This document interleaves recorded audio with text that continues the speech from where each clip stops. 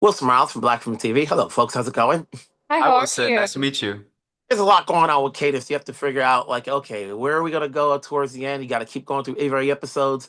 When you took on this role, Emily, how much do you compare with the character you're playing? I always say every actor's got to say, there's got to be something in the role that you can say, okay, I can play this. What is it about Cadence that Right. you liked? Mm. I thought it was actually quite different than stuff that I usually attach to just because I I like characters that have a lot of funny flaws kind of and are very outright about it. And I think that the thing about Cadence is that she's something I really talk to our showrunners about and our writers about a lot of the time was like, she's like a protagonist who's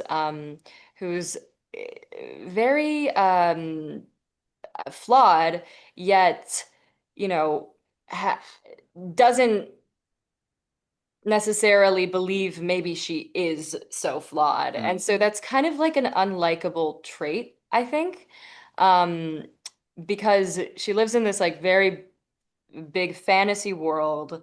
And she's living these summers and then, I think in the series we get to see it from a bit more from Gat's perspective, but and I really like that because there is a whole nother layer to that, She's very blissfully unaware for a very long time, and that can get kind of annoying because she's coming into her own. She has to see the difference between her and her family. She has to start understanding what's that there is a problem here and that this is not all just going to go away.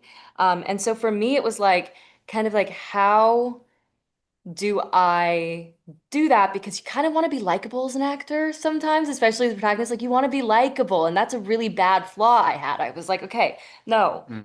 that's okay. She can still be redeemable and have flaws.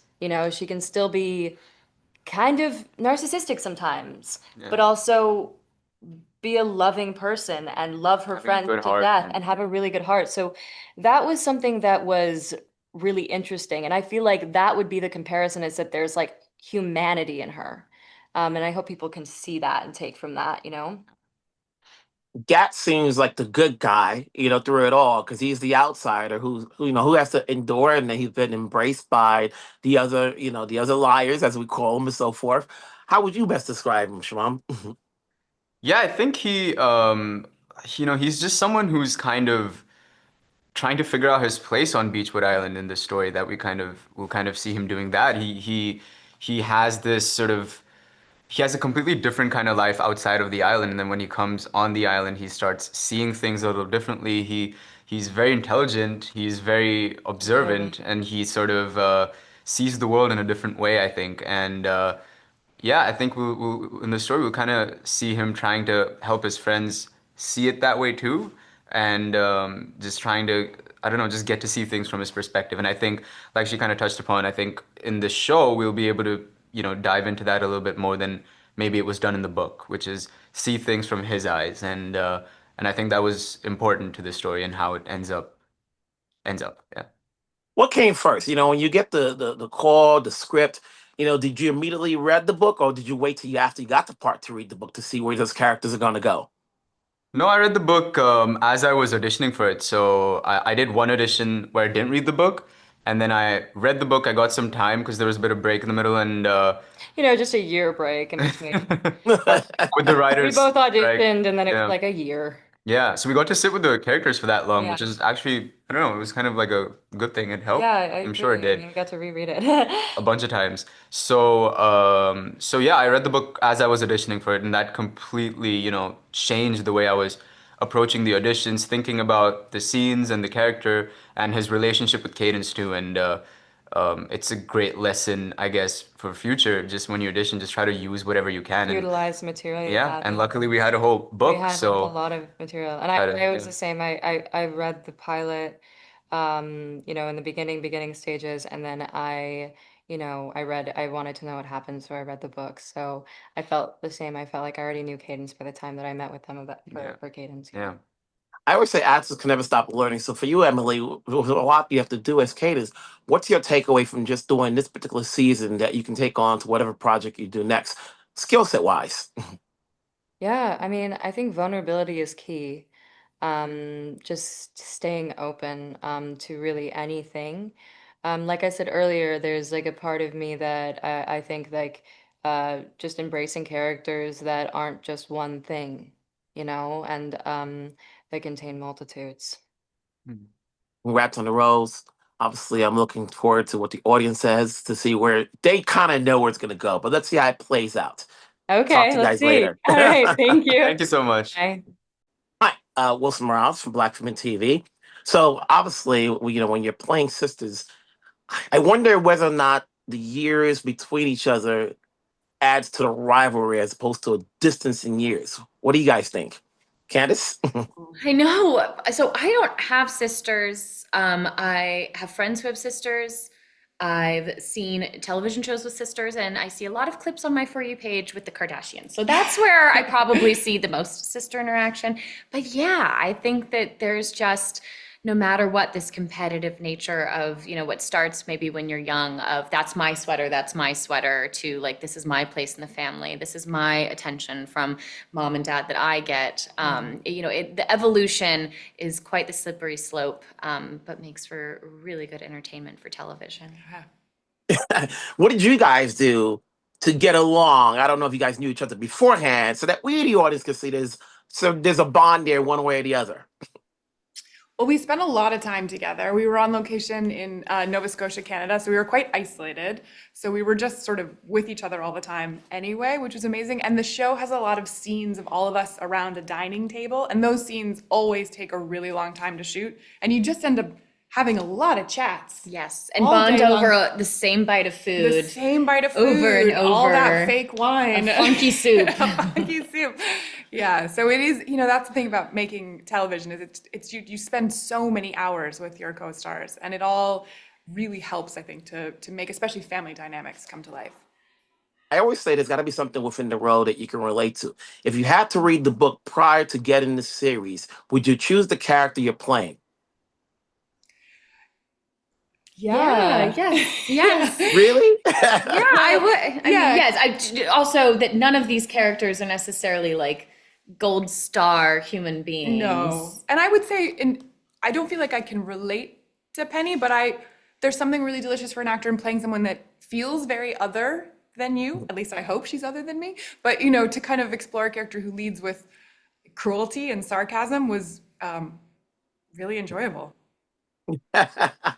So, obviously, you look at this island and everybody's kind of centered around it, and there's a lot that can go on when it's just family and a bit of it outsiders.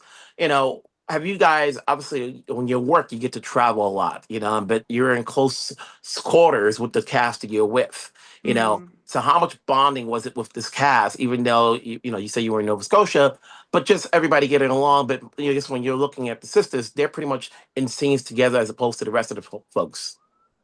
Yeah, I mean, we couldn't escape each other even if we tried. It's true. I mean, we would truly like finish, Which we never did. Which we never did. We would like finish working, maybe all go out for like drinks and dinner, and then be like, okay, well, I'll see you tomorrow at work. And even if we took a walk in like Lunenburg, before going to work, we'd be like, oh, hello, at this store that we both just walked The coffee into. shop. The We co- all yes. ended up at the coffee shop. Everyone was at that like number 65, or I forget them, but like coffee shop. And so it does make you kind of just feel like you are on an island together, which is perfect for the show. And we all really did get along, so that helps too.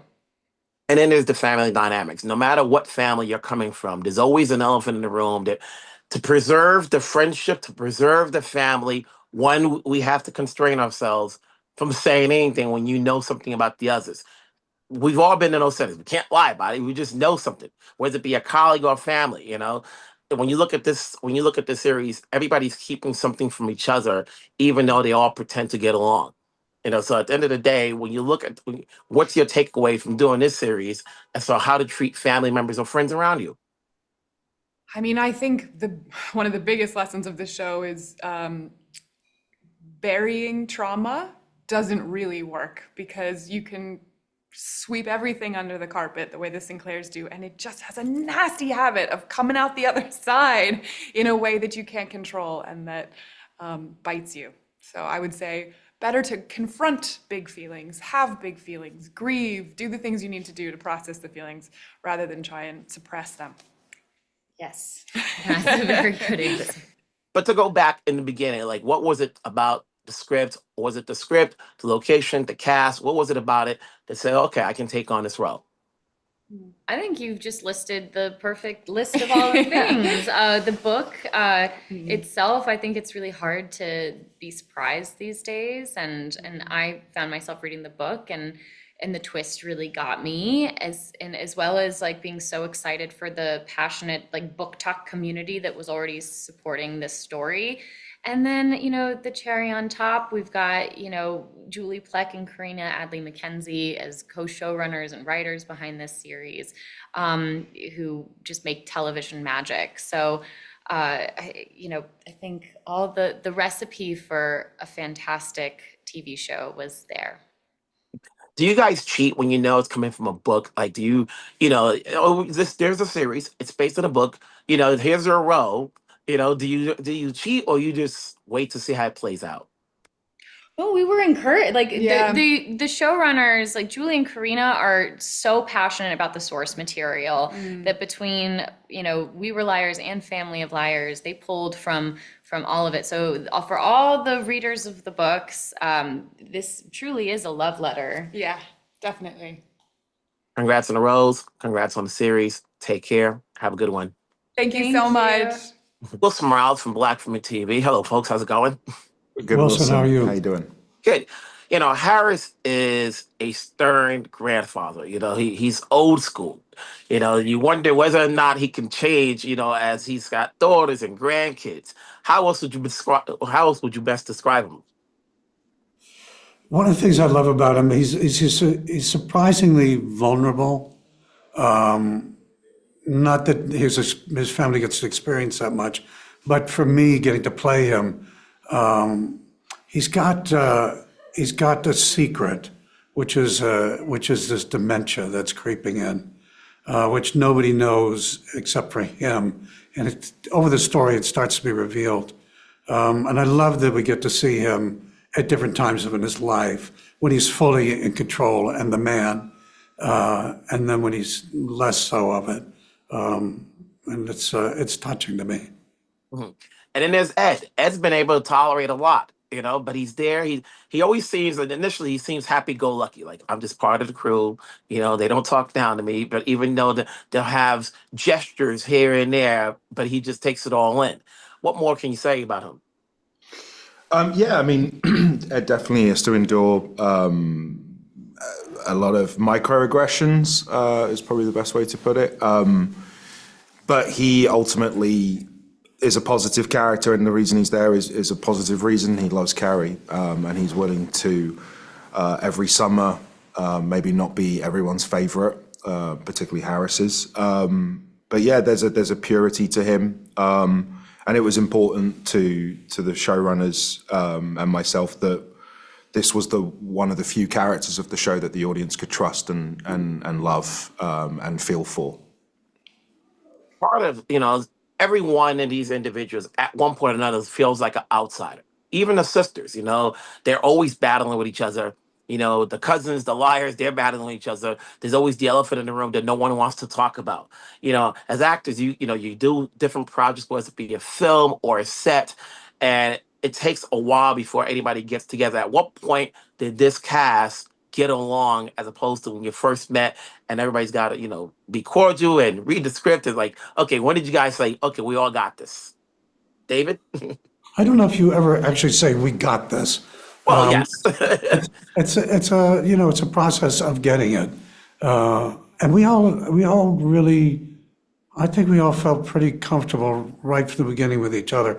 It's part of the real fun of doing these things, and especially because we're building a family, is really discovering what that family is, and then becoming a family as you do the work over the course of 5 months.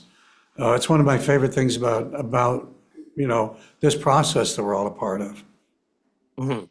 David, you know, it's like I've traveled. I've been to Martha's Vineyard. You know, and when you're stuck there, you know, that's all you have. You know, like in your travels, have you been in a situation, especially when you're shooting? You know, sometimes you can't go anywhere because of the work. You know, like how comfortable are you just staying in one setting? You're like, okay, this is what we have to do, and then we have what we have in front of us. Well, sometimes it's more intense than others. We happen to be very lucky on this one. When I was a kid, I would go to Martha's Vineyard, so I've spent quite a bit of time there, and I love being able to recreate this. But being in Nova Scotia on this coast, there was nothing about feeling like we're trapped up here or stuck up here. It was such a beautiful place to be. The different locations we're shooting, and then we'd go on the set for a while and be there, and that can get old after a little while, and you get to go back to these fantastic landscapes. So that's kind of what our deal with them was up there. Rahul, going back to it, obviously, when you're looking for work, you don't know what comes in front of you. What led you to say yes to taking on this project? Really, really basic tenets that I live by. As an actor, I was sent the script, and it read great, and it felt good. I knew through just researching as quick as I could that the books were adored, and people were looking forward to this adaptation. And then I had a Zoom meeting with Julie and Karina, and they were fantastic, and we were on the same page about what was needed. And I knew that the cast that they had assembled was fantastic, and that's it basically. Guys, job well done. We're looking forward to how the audience reacts to it, even though some people know where it's going to go.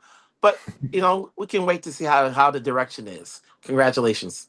Thanks, Wilson. Cheers, Wilson. Thank you.